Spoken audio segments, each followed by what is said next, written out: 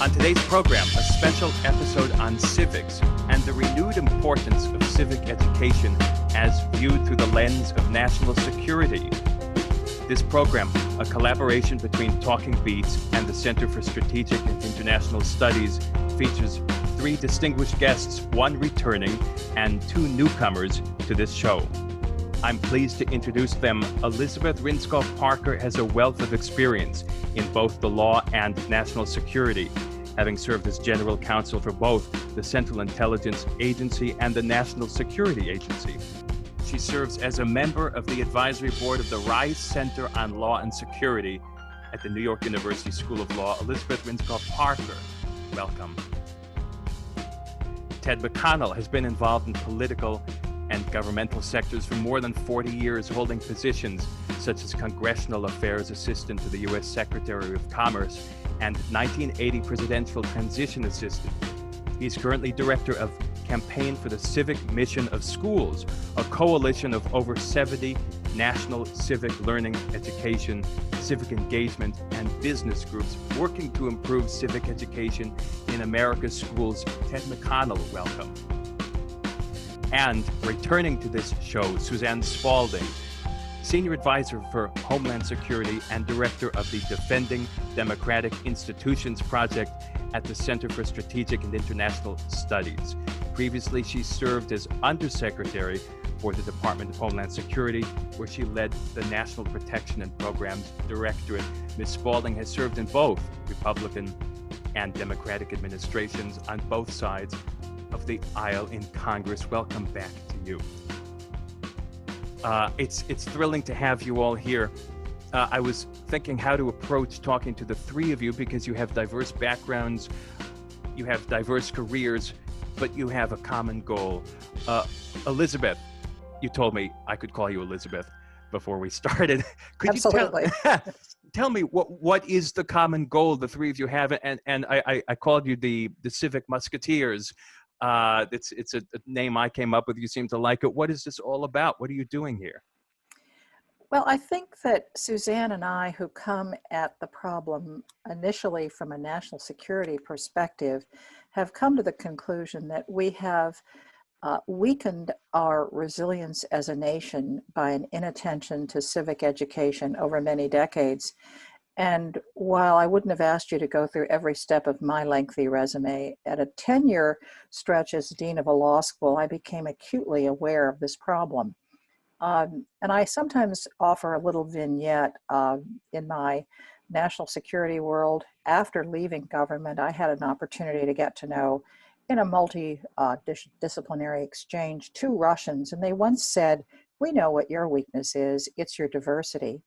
At the time, I thought they were wrong. Now I know that that is indeed their view and the view of others too. And there's an effort to undermine what knits us together as an effective functioning democracy. And I think that's really where we see civic education as a national security imperative. And I say we here, I think Ted agrees, but this was really the entrance point, I think, for Suzanne and me. Suzanne, can you pick up on that? Talk about the realization that you had when you thought to yourself, this is somehow related to national security, this lack, which we'll get into, of civic education goes beyond just a pure shame that it's not more commonly addressed in our schools. Yeah, absolutely, Daniel. And it's such a pleasure to be back with you on your podcast. Thanks for having me back. And I couldn't be more thrilled to be here with my longtime mentor and dear friend, Elizabeth Rindskopf Parker, and my new mentor and best friend, Ted McConnell. But yes, I came to this way too late in my career, I'm embarrassed to say, really after I left DHS, where we had spent a lot of time working on protecting our election infrastructure in 2016. And only belatedly, I'm sorry to say, realized the scale and scope of the information operation that had been launched by Russia to interfere in our election. And the intelligence community pointed out that what we saw in the 2016 election was really just part of a longer-term, ongoing campaign by Russia to undermine our democracy. through information operations and to undermine public faith and confidence in our democratic institutions beyond elections.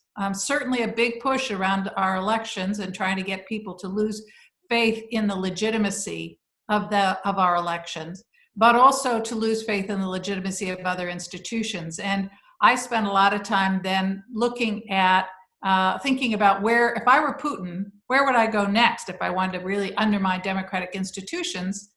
And I thought, what other institution, like elections, is as dependent on the public's faith and confidence in the legitimacy of the process to respect the legitimacy of the outcome? And I'm trained as a lawyer, and I immediately thought about our courts and our justice system, where public trust and confidence is so important. And over the last few years, we have uncovered lots of evidence of the ways in which Russia works to undermine public trust in our courts and our justice system as well. And so as we thought about how do we counter this, so we talk about the work the platforms have to do and media literacy, which is really important. But ultimately, we need to build public resilience against the pernicious messaging, right? What Putin is trying to do, and other adversaries are taking note, is to rob our democracy of the informed and engaged citizenry that we need to survive as a healthy democracy. We need our citizens to be informed, and we need them to be engaged. And Putin is attacking both of those, trying to convince Americans that they can't know the truth. There is no truth, right? Wants to move us to this post-truth world by throwing a bunch of disinformation up there and confusing people. And then the narrative that gets pushed, and we're seeing it around the election, and we see it in the narratives around the justice system, is that the system is irrevocably broken, that it is irrevocably rigged, and can't be trusted. And that is, I think, designed to get Americans to shrug their shoulders and disengage. It's to depress voter turnout. It is to undermine public trust in our justice system and in our other institutions. And so that made us realize that we need to fight that message, right? We need to build public resilience, remind Americans what democracy is all about, how they are responsible for holding our institutions accountable. Our institutions aren't perfect, but are susceptible to change. And that's the beautiful thing about democracy as opposed to authoritarian regimes, that our democracy is under attack, and that every American has to take a role. It's part of our civic responsibility, right, to be engaged and informed. And so that's civics education. And that when I raised it with Elizabeth, she said, of course, because she'd been thinking about these issues much longer than I had, and brought in Ted McConnell, and the rest is, we hope, someday history. Ted McConnell, talk about the trends of civic education in the United States and public schools. Address shortcomings you see, address ways in which we have done well. We are 330 million Americans. Have we done well at all? It seems like this is an uphill battle, but I could be wrong. Daniel, first, it is a joy to be on your podcast. Thank you for the invitation, and an equal joy to be here with these two longtime guardians of our democracy, Elizabeth and Suzanne. First, let's start with a definition so we're all on the same page, just what the heck this thing is, civic education, that we're all talking about. Depending on when you went to school, you might have a different take on this, if you got any at all. Civic education can be broadly defined as the provision of information and learning experiences to equip and empower all citizens, particularly our young citizens, to effectively and knowledgeably participate in the small d democratic processes. This education can take many forms, including classroom-based learning, experiential learning, service learning, simulations of small d democratic processes, and discussion of current and controversial issues in the classroom. Civic education most often occurs K-12 in K-12 schools and higher education, but parents, the family, religious and community institutions play an important role in civic learning. You know, the founders of our nation, shortly after they established it, realized they'd created something revolutionary. unprecedented in the world history of how we govern ourselves. So early on in the history of our country, many of the founders and the next generation after them advocated, we have to educate the citizenry how to best handle the rights and responsibilities we gave them. We promised them in the Declaration of Independence, and we gave unto them in the Constitution. So a major reason for the establishment of a free system of public education in this country was to provide that knowledge and the skills to be an effective citizen. And yes, not everybody originally got that. It's taken an evolutionary process, a large part of which was made possible by our Constitution and people who understood the Constitution and how the Constitution could help in expanding the franchise and expanding opportunities. Frankly, civic education has been in decline in both quantity and qualities in schools across this country. And you can date that decline to a certain October night in 1957, when the then Soviet Union launched a little basketball thing into space called Sputnik. And we began one of our periodic national panics. Oh my goodness, we're falling behind the rest of the world in math and STEM. We still cling to an agrarian school calendar in this country.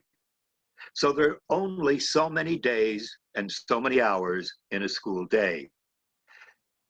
And these periodic education reforms that have stressed STEM and English, no matter how well-intentioned they are, and no matter how important they are, have had the byproduct of squeezing the time and attention for civic learning in our schools today. And I'm sure we'll come back a little bit more to some specifics on this. One thing we talk about on this podcast a lot is where have the humanities gone? When I asked Walter Isaacson, who likes to blend humanities and sciences together, I said, do we need big, loud, outright defenders of the humanities sort of banging the pots and pans on the street? And this is about a year ago. He said, no, they defend themselves. I think things are very different now. We were talking about Beethoven before, a figure I never thought would be attacked. So it's very fluid, but STEM has had a very damaging effect on the teaching of the humanities, which is to our detriment, I believe. Elizabeth, talk about what you were thinking when you were in decades of law in the government. Were you looking around ever wondering, I wonder what curriculum is being taught in, say, some school down the street from your office, and wonder how that's going to affect the graduates 10 years after they graduate? Are they thinking about something that could have to do with security in a tangential way? Are they thinking about something that could be related to duty or responsibility as a citizen?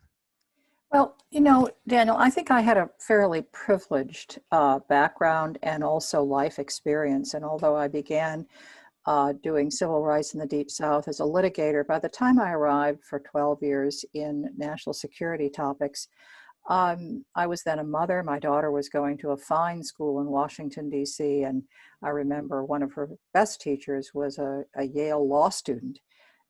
They had a very rich experience with what I would call an engaged civic experience. And I think for me, I assumed that everything was as I had experienced it until I became, as I mentioned, a law school dean. This is now 2000, really, about that time. And suddenly I began to look around, and a number of anecdotal experiences suggested to me that there might be a problem. Perhaps for me, a real wake-up call was talking with a funder. I was hoping to build on an experience where I'd created a law-themed high school for underprivileged, really, students who were greatly diverse in their backgrounds and financial capability and so on. And I thought this had been very successful. And I said, well, how about if we were to scale this up? And this funding source said to me, well, She said, there's no gold standard curriculum for the civic education you're trying to deliver. But she said, and this was what caught my attention, if there were, we don't have the teacher corps to deliver it.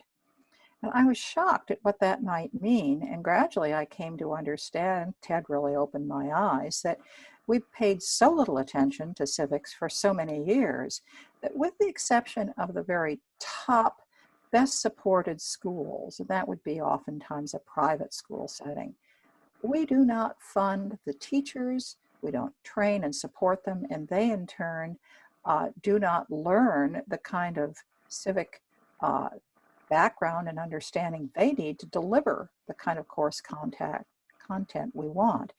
About the same time, there was a very interesting study that our then Chief Justice of California Supreme Court launched to look at how we were doing in our understanding of the court system. And here again, anecdotally, he said, we're calling this a commission for an impartial judiciary because we found surveys tell us that no one knows what an independent judiciary is.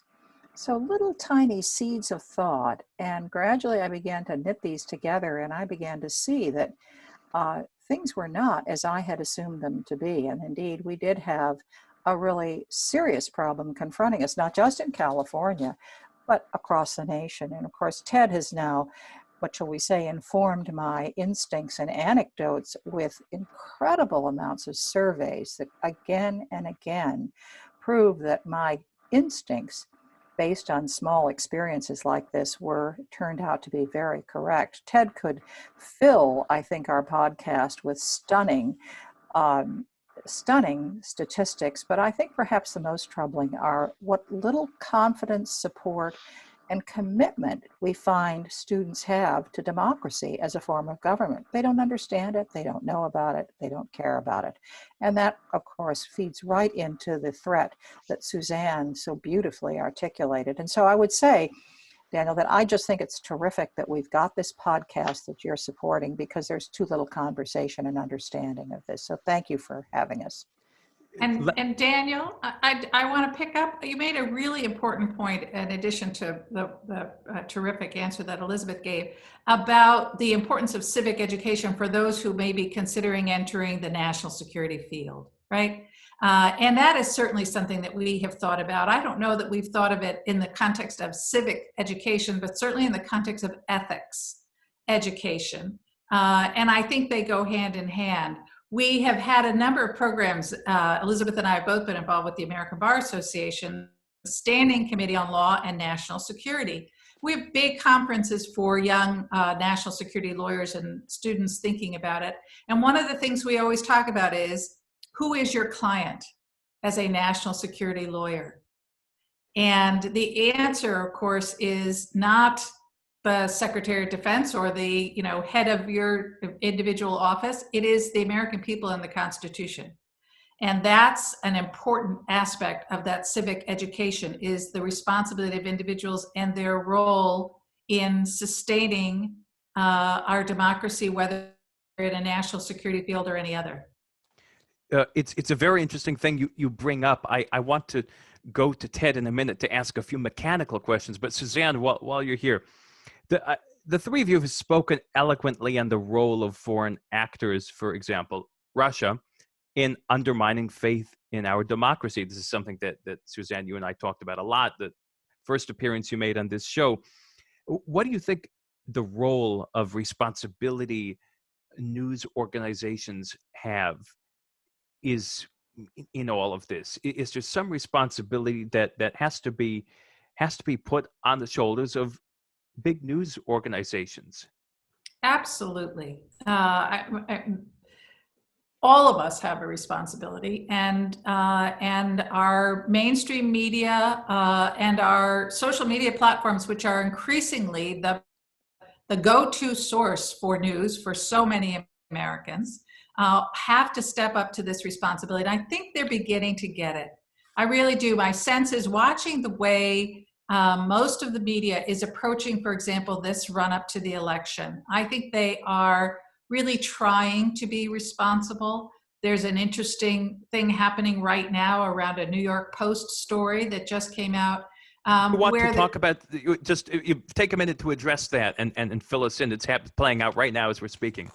Yeah, well, so the New York Post came out with an article that was, raising allegations around Vice President Biden, and based on a story about, having gotten these emails in some legitimate way off of Biden's son, Hunter Biden's laptop through a computer repair shop. And it's very interesting. Of course, the New York Post came out with the story, and normally what happens, and this is what Russia and other bad actors take advantage of when they want to place disinformation, and we don't know yet they're still checking out this story. But normally what happens is they'll put it in some outlet. New York Post is pretty, well known, but they can put it in more fringe outlets, but then it gets picked up, right, on social media. It gets retweeted on Twitter, and a lot of reporters these days pull a lot of their stories off of Twitter. So then it gets itself into the mainstream of media, and it as a story.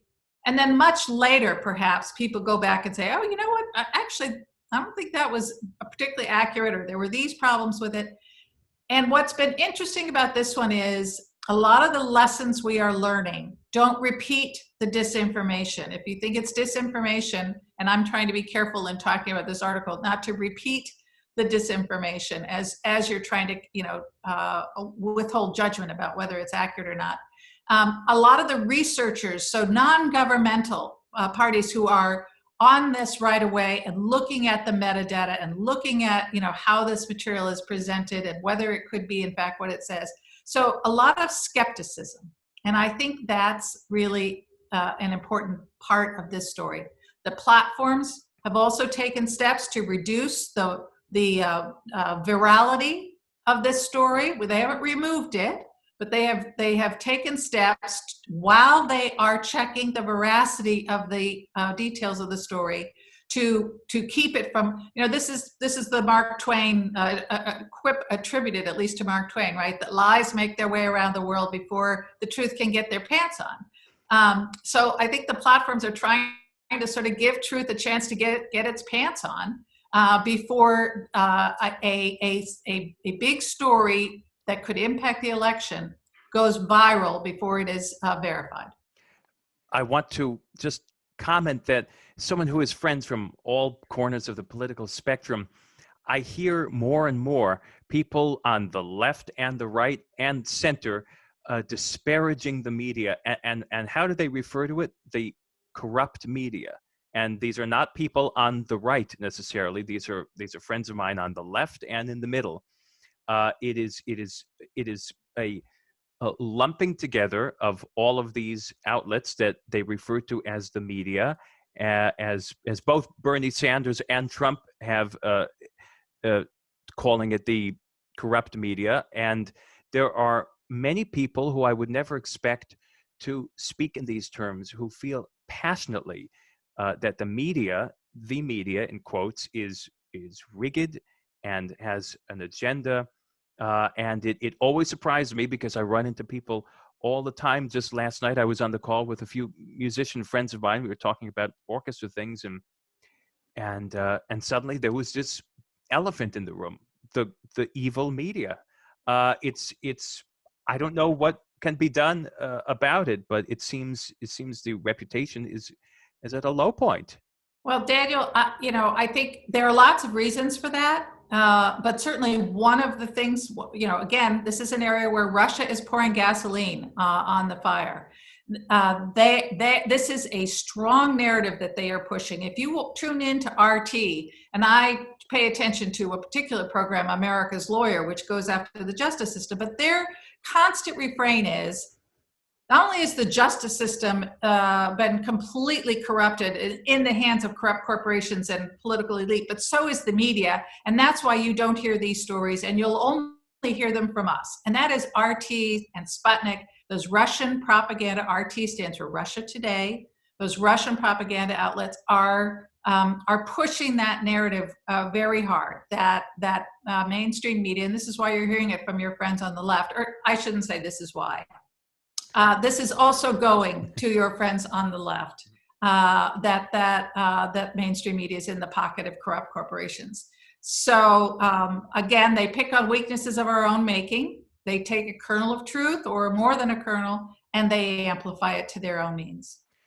But I think we might want to add here that there's been a loss of trust in all of our institutions. So the media, unfortunately, is in good company here.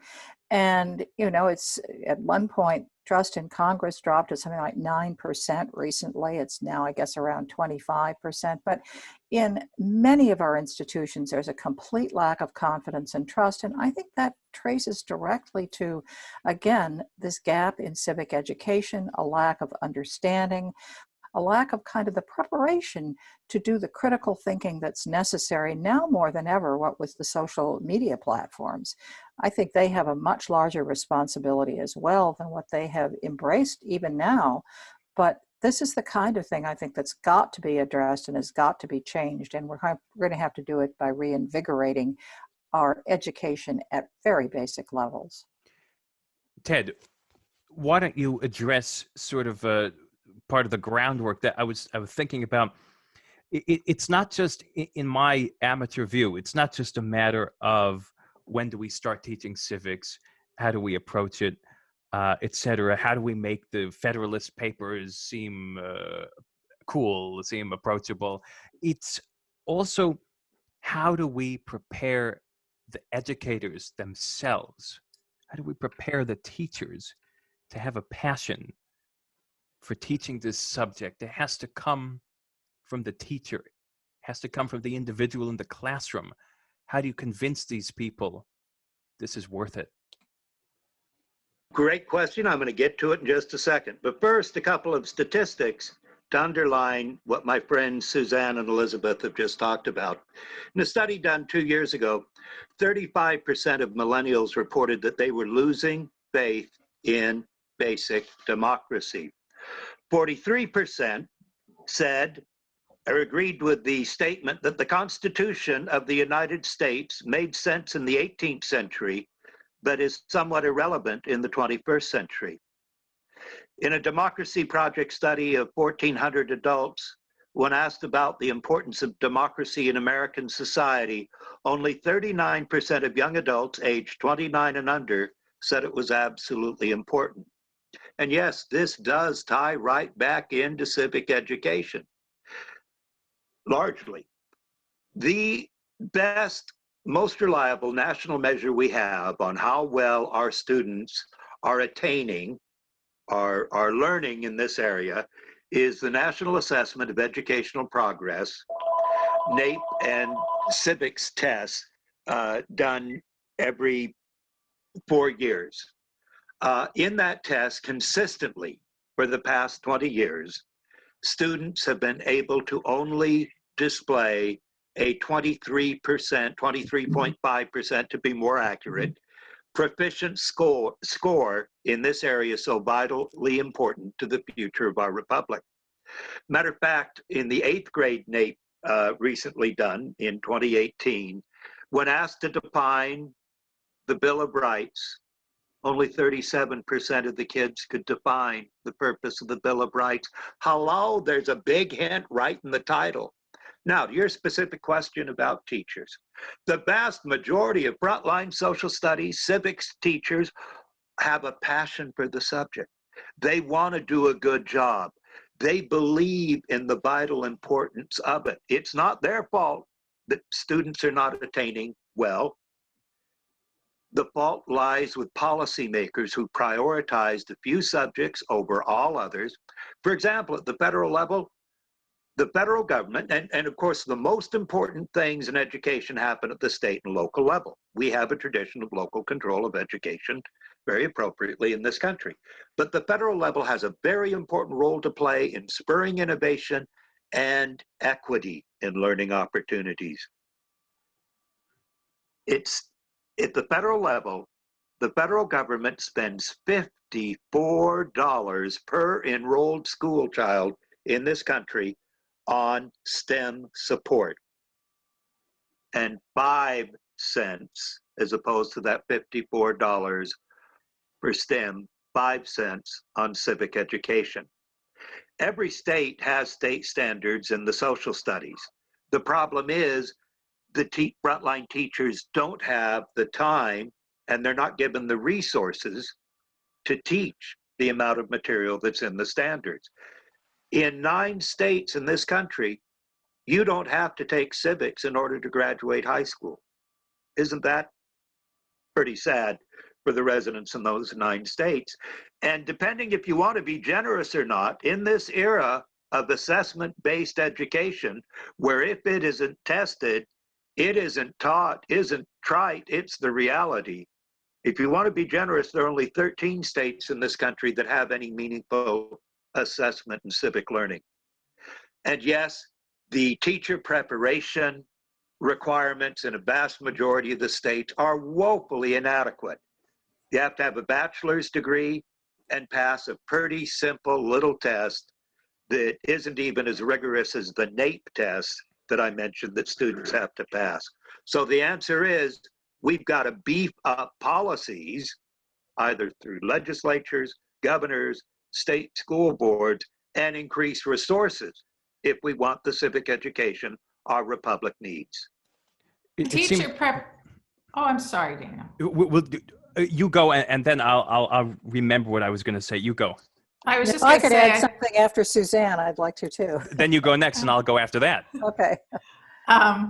That, you know, part of what makes this so hard for teachers and why they really do need to be trained is that teaching civics can be almost as tricky as teaching sex ed and almost as controversial. And it's so sad. I mean, one of the things that I find so distressing is that the polarization that we see in, you know, across this country on virtually every issue is making its way into civic education as well. And it's becoming, you know, in some places and in some contexts, a partisan issue, which is really sad. And that's maybe one reason teachers are also reluctant to sort of go there. If the gentle lady from California would please yield to the gentleman from Idaho for a moment. You know, vast majority schooling's going on right now through Zoom, through these various platforms. In a certain Midwestern state that I won't be so indiscreet as to name, but it begins with I,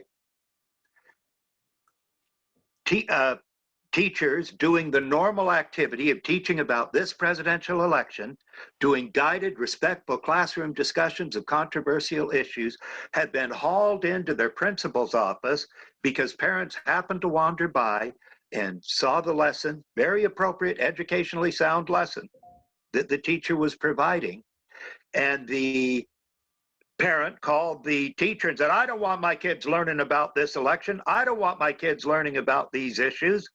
And so superintendents, principals are scared.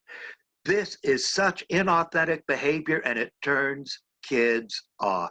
I yield the balance of my time to the gentle lady from California.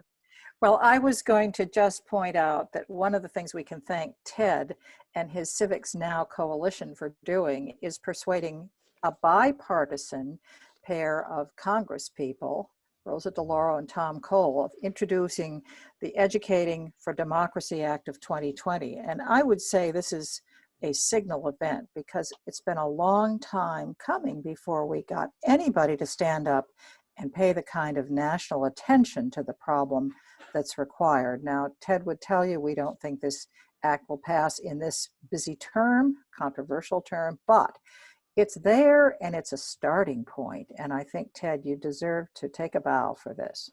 Well, very kind, and we'll talk about the act, which will pass in the next Congress in a minute. But let's let our host, Daniel, get a question in here edgewise. If he dares.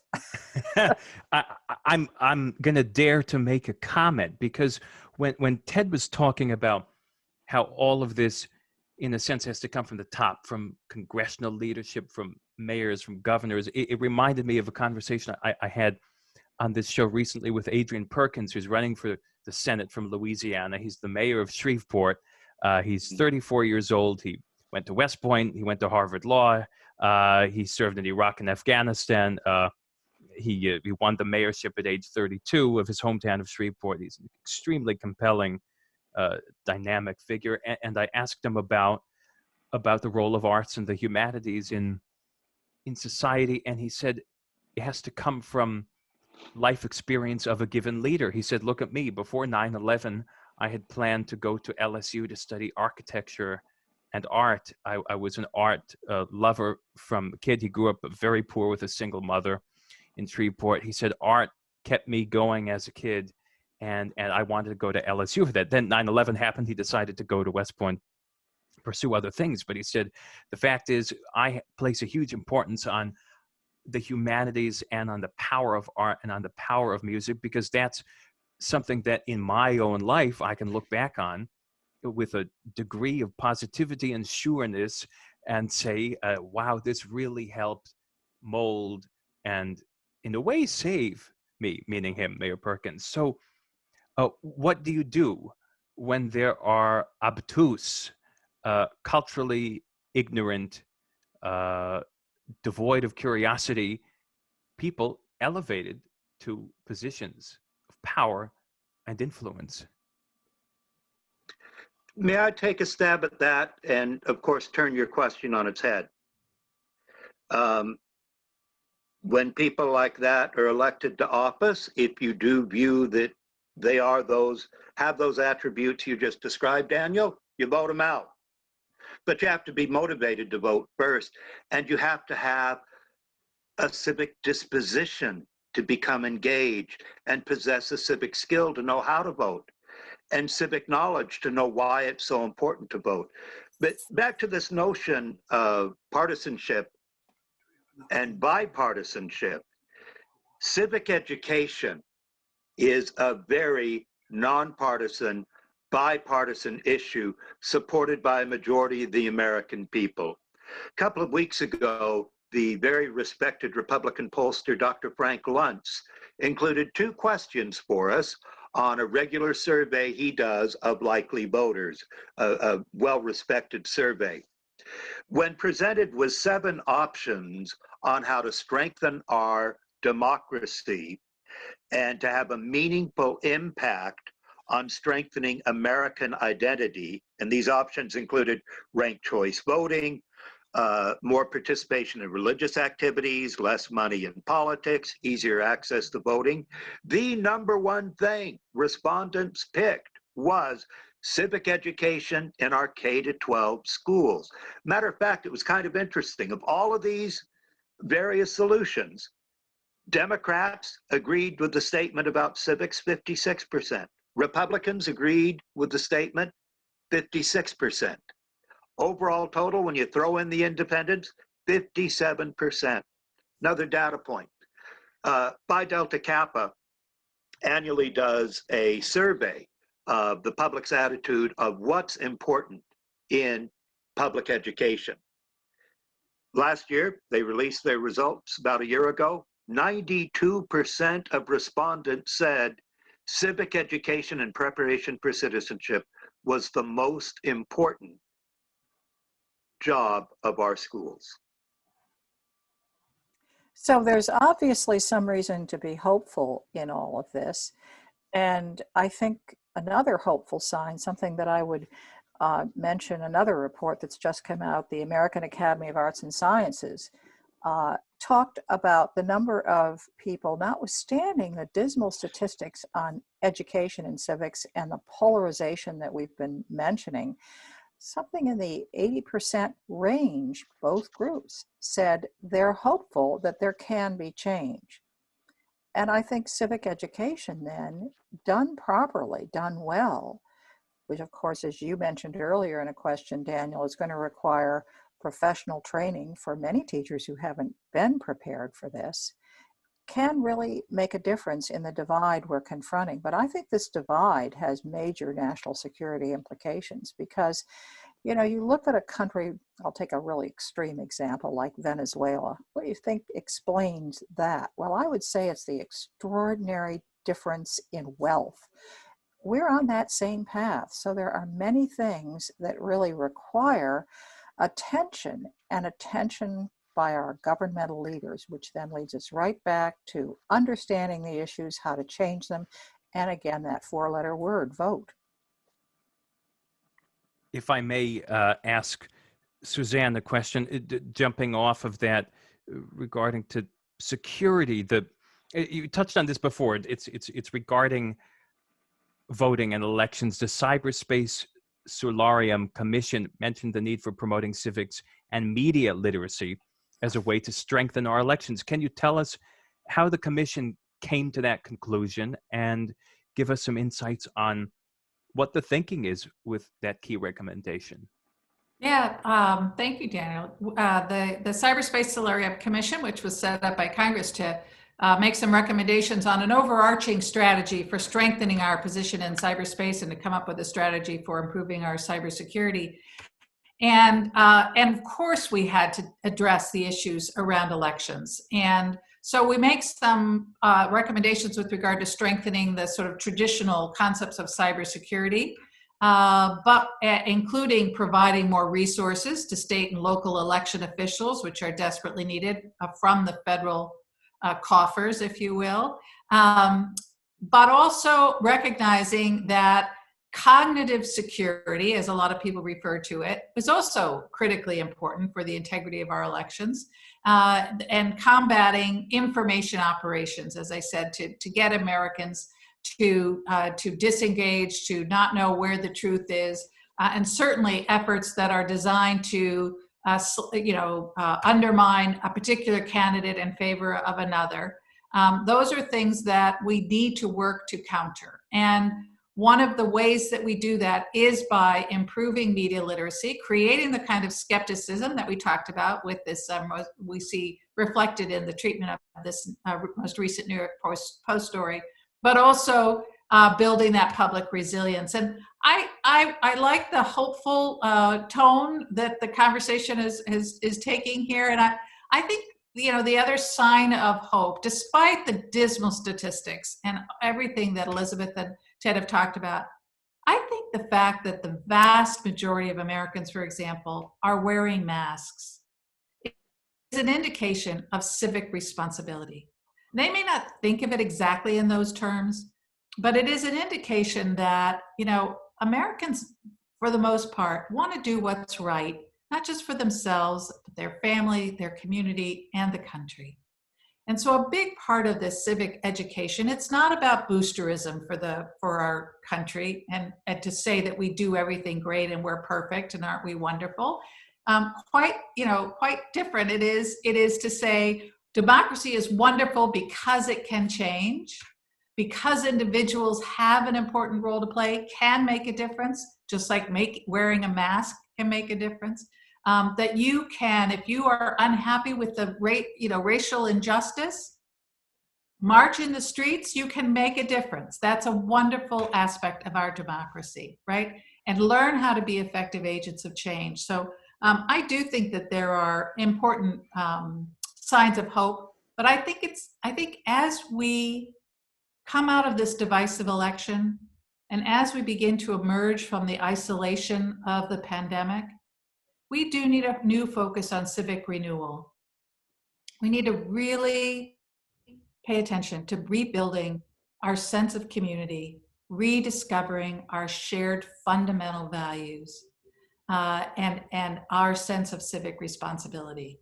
So I hope that we will see this effort to bring the country back together, to renew a sense of community and renew civic education. Suzanne is really so right. We talk about how to fix the problems we all see. Civic education is not going to be a panacea. We won't wave a wand and have it all change overnight. It's going to take some rebuilding. But if we can start and begin to take this seriously, I think we can lay a new foundation. I mentioned the American Academy. They talk about just that kind of rebuilding process. But it's also interesting to me that the Solarium Commission that you asked Suzanne about came to the idea that civic education might be important. It's curious that there have been several commissions recently designed for other purposes that at the end of the day have said, wait a minute, we get it. Civic education has got to be the foundational first stop, if you will. And the one I'm thinking about right now is the National Commission on Military, National, and Public Service. I don't think they thought civic education was going to be front and center to their work. And yet their final report, and Ted probably can say more about it, includes that in large letters. So we've got an effort that there's an opportunity in this crisis if we want to build forward. And I think civic education is that really important building block. And Daniel, I would just say on your point that you've made repeatedly about the importance of the arts and humanities, but particularly the arts. I know for you it's music, and I love music as well, but I really love live theater. And I think, when getting back to live performances, because again, that is a shared experience. I mean, we can have the shared experience virtually as well, but won't it be great when we can get back into a shared space, sitting next to each other? You don't know whether the person next to you is a Democrat or Republican, lives in a rural or urban environment, doesn't matter. You're enjoying this experience together, and it's just one more reminder of our shared values. So I think, again, the arts can be an important promoter of civic engagement and civic sense. And it can also be a learning experience, as we're all seeing from Hamilton. Let me interject briefly. Here's what I wonder about. It seems to me to care about civics, you have to care about this country. You have to respect something fundamental and have certain amount of love for this country for there to be a reason that you would care about civics in the first place.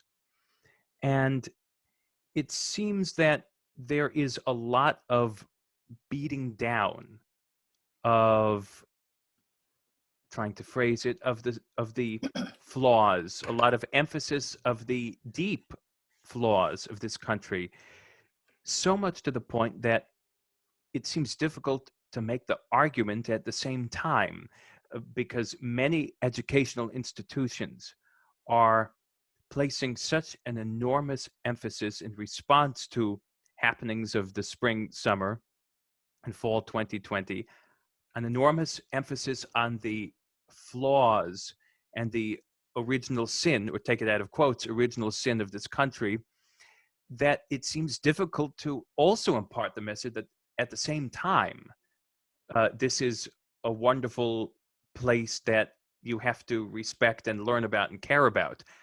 Do those go together? Absolutely.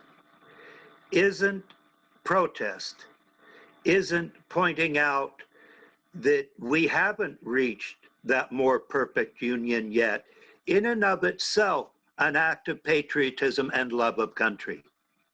It's just got to be matched with civic knowledge, civic skills, and a disposition to be effectively civically engaged, to understand that the way that many groups, women, people of color, our gay and lesbian brothers and sisters, have been able to overcome being put down, being denied their rights, is through the very mechanisms that the founders created. Our rule of law, our independent judiciary, our very Constitution itself, and the Bill of Rights, under which progress can be made. I would definitely agree with Ted, but I'd add maybe a personal perspective. I said I started my career with a decade of civil rights litigation in the Deep South, and I really thought I understood that problem, but I have learned so much in the last year that I did not know. For me, beginning by reading the biography of Frederick Douglass, but then going on to begin to listen more carefully to what the concerns were coming out of Black Lives Matter.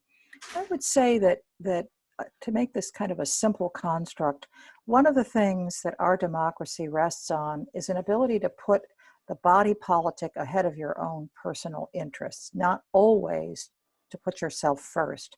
It's a sense of civic duty, civic obligation, empathy, if you will. And to empathize requires knowledge and understanding. And so I think that what we've been going through pretty remarkably is a relook, a re-understanding that ought to be a way to increase that level of empathy, responsibility for each of us. The fact is, I used to say this to my law students, and I think rather thoughtlessly, if it doesn't work for all of us, it doesn't work for any of us.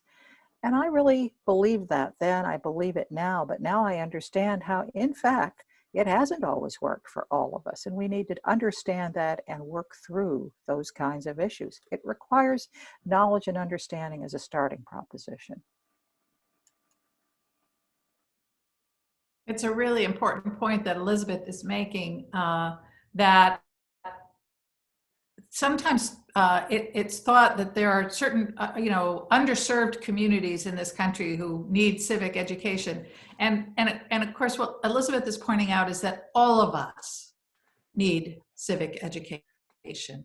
All of us need to better understand the ways in which we need to be empathetic and the ways in which we need to be more effective agents to bring about the change that moves us towards a more perfect union.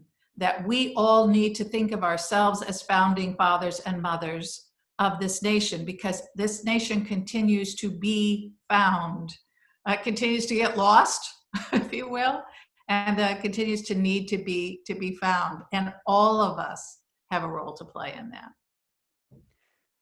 Ted, do you want to talk about how successful you are right now in this election season? I guess this election season has been going on for a year and a half or something. But if you would talk about how much are you getting through? You can talk about the act that you mentioned before that'll come before Congress, but also how much are you getting through on a more granular level at the middle school down the road from where I am in New Hampshire, or at the place down the road from you in the Midwest?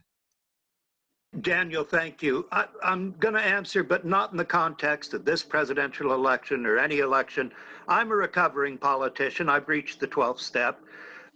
More important is what Justice Sandra Day O'Connor said all across this country, and she is a great hero of civic education who spent years beating this drum. We need to do better. She said, knowledge of our system of government, our rights and responsibilities as citizens is not passed down through the gene pool. It must be taught. Here's where we're seeing success in our crusade, and Suzanne and Elizabeth are both great crusaders for more effective civic learning. We are seeing increasingly policymakers paying attention and saying, what can we do? For example, in Indiana, the legislature created a task force. The Lieutenant Governor of Indiana chaired this task force. It started its work right as the pandemic hit, so they've done most of their work over Zoom, but they will be releasing a report very soon with very meaningful recommendations on how to strengthen and improve civic learning for all Indiana students. And similar things are happening across the country. You know, I talked about the lack of opportunity, which is strictly a time and resources function in the vast majority of schools in this country. This has happened at the same time that there has been a revolution of innovation on how to teach civics and American history that truly make the subject engaging and come alive for the students. And we're seeing these programs like the iCivics program, an online gaming platform created by Justice Sandra Day O'Connor, or at least she was the inspiration for it, which is now being used in something like 70% of the middle and high schools in the country, where students can role play being a citizen, role play being an office holder, and truly get an appreciation. Programs like the Bill of Rights Institute, which allows students to explore just what went into the creation of our Constitution and Bill of Rights. A revolution of innovation through these programs. We're seeing from the federal level, yes, H.R. 8295, bipartisan bill introduced by Congresswoman Rosa DeLauro, good Democrat of Connecticut, and Congressman Tom Cole, a very good Republican from Oklahoma, that would reverse this decades-long trend of the federal government ignoring civic education and provide substantial federal level investment in innovation, ensuring equity, which are both longtime roles of the federal government in education policy, and ensuring that we do, as Suzanne properly brought up, we do properly prepare teachers to be frontline civics and history teachers. It's another project going on called the Educating for American Democracy Project, funded by the National Endowment for the Humanities and the U.S. Department of Education, that offers the promise of revolutionizing how we teach civics and American history together. Those two subjects, it's like the old Johnny Mercer song, love and marriage, go together like a horse and carriage. Well, so that's the only time I'm going to sing, Suzanne, I promise. Other than, I'm just a bill, yes, I'm just a bill, sitting here on Capitol Hill, doesn't cut it anymore. We need more innovation, like this EAD project I just mentioned, which will help students understand American history and civics where they live. Daniel, I hope that was responsive to your question, and I promise not to sing anymore. It was responsive. I was thinking, is civic education something that plays a major role in other countries? What do other countries do in an equivalent scenario in which they go out to teach something like civics or social studies? Is there anything to be learned, or are we at the forefront? I think there is. Suzanne, you may want to take this, but let me just lead off by saying we asked ourselves that question. And stepping back just a bit, the way we, meaning Suzanne and I and the Center for Strategic and International Studies, first came upon some of these issues was watching what Russia was doing in Eastern Europe and how they were manipulating systems and so on. And that gave us the kind of very serious concern that what we were seeing in Eastern Europe could be happening in Western Europe and finally here. And Suzanne has done a wonderful job of articulating all of that. But then we said, well, you know, who is addressing this? And when you look outside the United States, the first example that comes up in my mind is Finland, where after all, they have been right there next to the bear for their entire career, as it were. And they have figured out that civic education is the way to confront some of the disinformation challenges that they have been facing for many, many years from their Russian neighbor. Suzanne, you may want to pick it up at this point, because I know you've spent time looking at what's happening in some of the Eastern European countries that are looking at this problem too.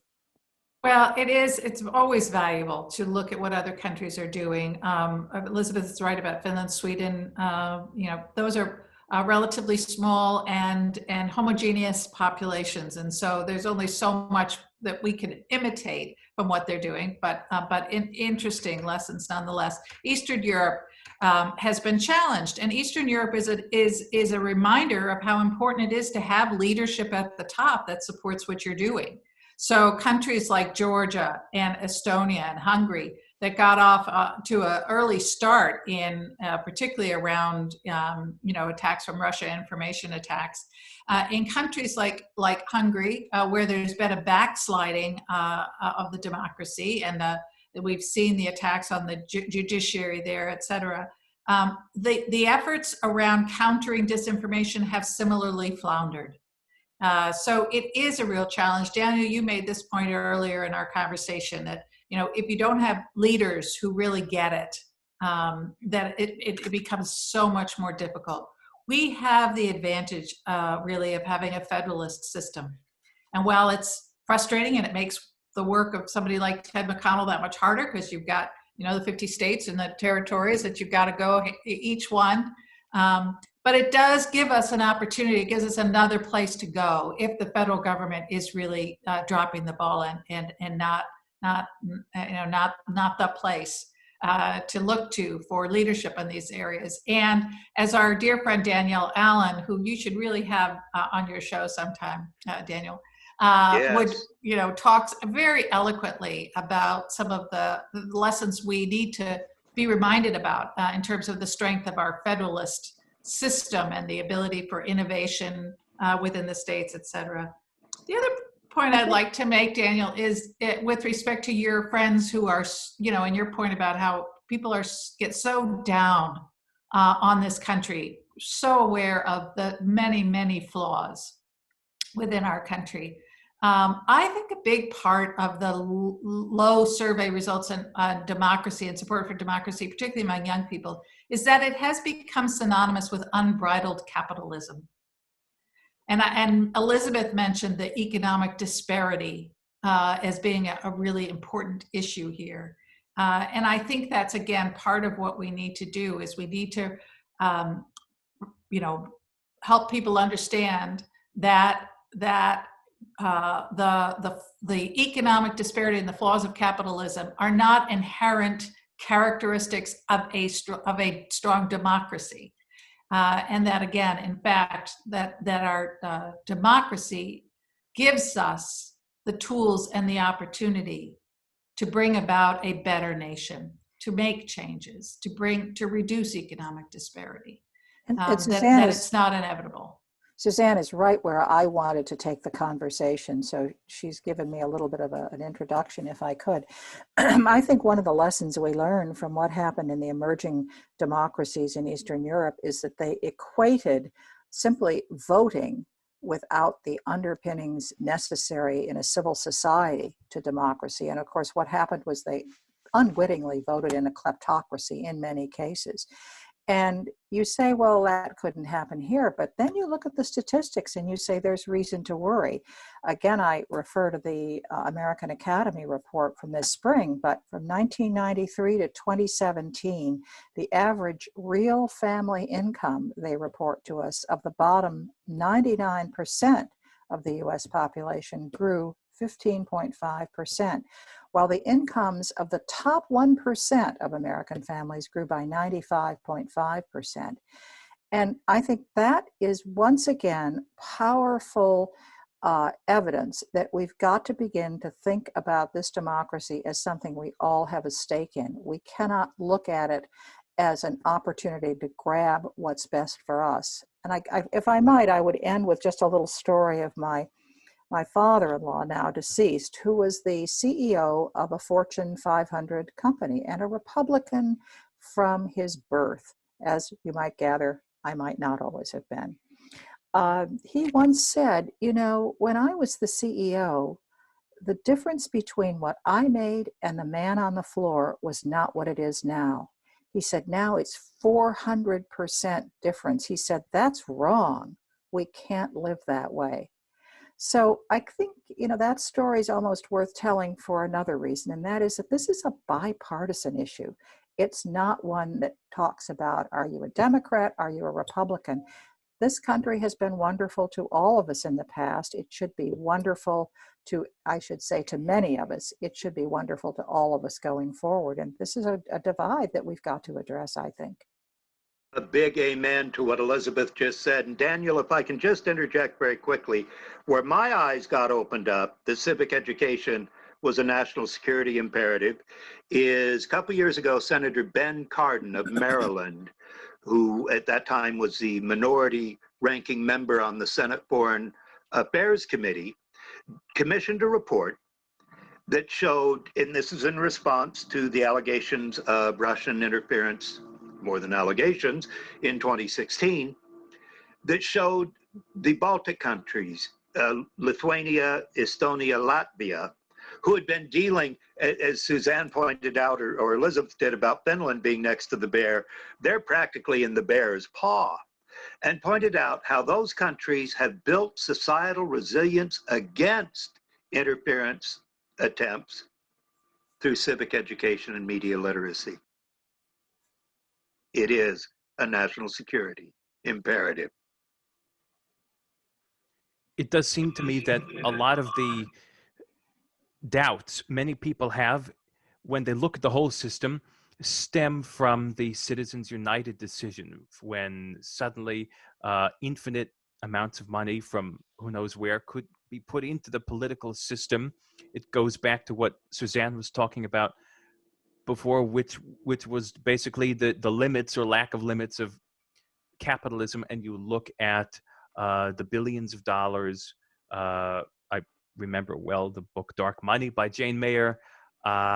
This is all very related, and it seems until, if it ever happens, that there's an end to that there will be this unbridled torrent of money from somewhere into the political system that is deeply upsetting to many Americans.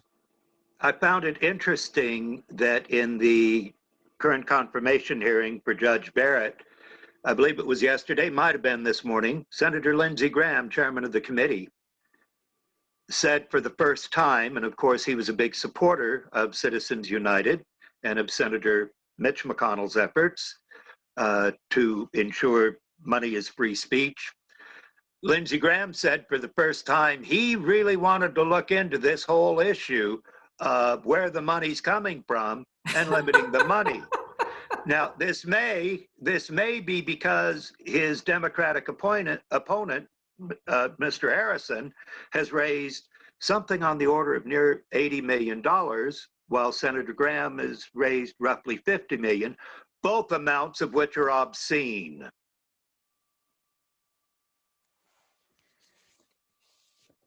With the election underway, Suzanne, and then I'll ask all of you to weigh in because I know we don't have unlimited time. What message do you have for the people listening and watching this? Because I think one big obvious takeaway is respect the system and vote and participate. But beyond that, beyond the obvious, what do you hope people take away from this conversation in terms of awakened curiosities regarding the country that we live in? Yeah, it's such an important question, Daniel. I have been so heartened, at least by what we're seeing so far. I mean, of course, the election is underway. There's no more waiting for election day. People are voting as we speak, and they are voting in huge numbers. And you can certainly see, as you pointed out, there's a lot to be discouraged about. There's a lot to question. How could our democracy have gotten to this, to this stage? And can my vote make a difference? And we are barraged with messages from all angles every day that the system is rigged, that your vote won't count, that it doesn't make any difference. And the American people seem to be rejecting those messages and turning out in huge numbers.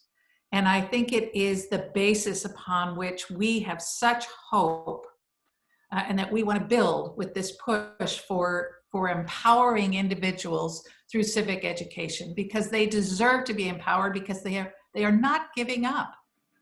They are persisting. And I think that is just incredibly inspiring. And I want to encourage everyone to continue to do that.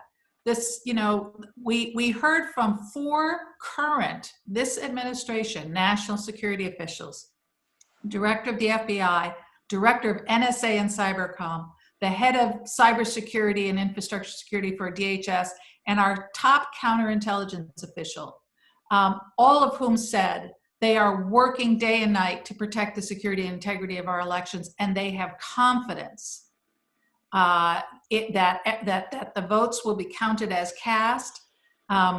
Director Wray has said there's no widespread evidence of ballot fraud.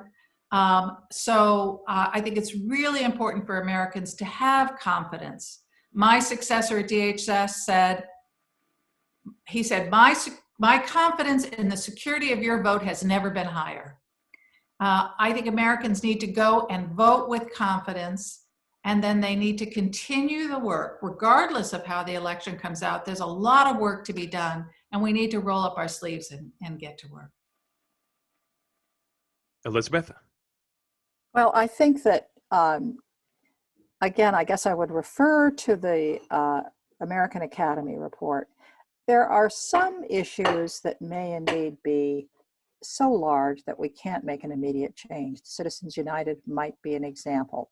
But there are many things that we could begin to look at on a step-by-step basis. And I would say one experience I had, again, as dean of a law school, was to offer, at their request, space for the redistricting commission of citizens that California empowered some years ago. It was an amazing experience.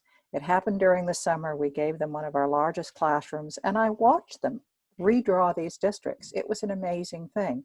The Academy report suggests that there be either state or national legislation that supports and empowers this kind of thing in every state. I think that would be a major step towards making sure that our elected officials actually represent us in a fair way. Right now, we confront a situation where something like 18 states, I may get my numbers a little off here, are really running the Senate.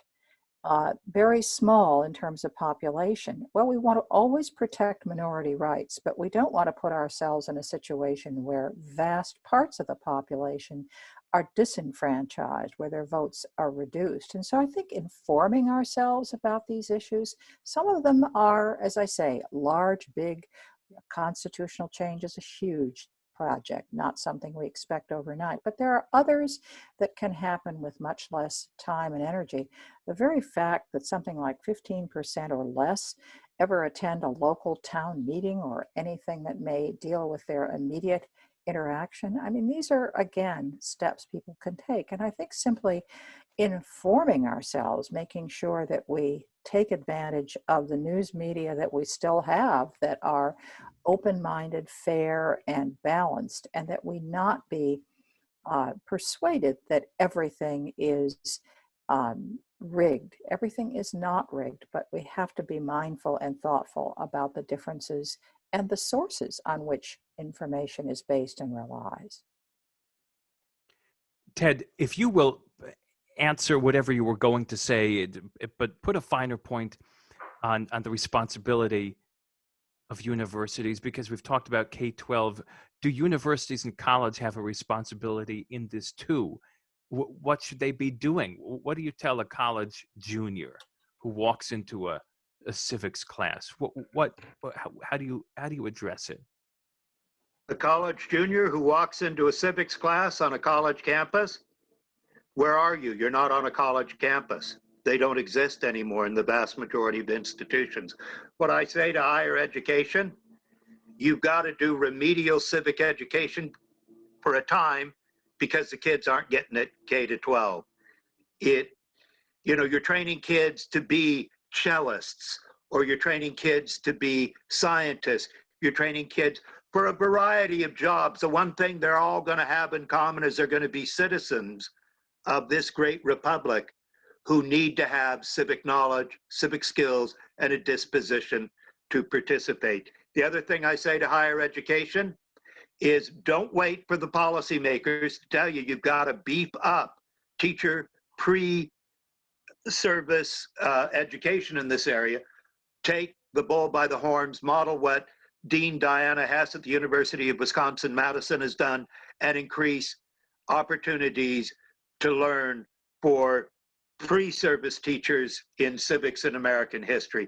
And finally, to voters, I say this: vote in honor of your grandmother, your great-grandmother, your great-great-grandmother, whoever was alive 1919, 1920 in that chain, because they didn't have the opportunity to vote in a vast majority of states in this country, and they didn't have the opportunity to vote for President of the United States until 100 years ago next month.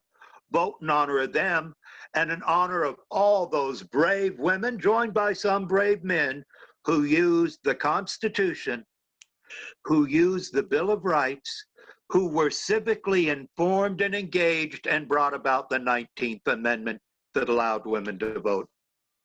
On that very optimistic note, unless anybody has anything they'd like to say as a last word, I would like to thank deeply Elizabeth Rindskopf Parker, Suzanne Spaulding, and Ted McConnell. It's been illuminating. I think listeners and viewers will find it illuminating and thought-provoking. I certainly have. And it's an ongoing conversation. I hope we can continue sometime because it's meaningful. And But Daniel, I want to thank you because the media is not giving this issue enough attention, and you've given us ample time to express the concerns we have here. So really, thanks go in your direction. And thank you for the beautiful music you provide people all over this world, and I know it inspires them. Good to be with you again, Daniel. Thank you. Thank you, Suzanne. Great to see you and great to see all of you. Thank you.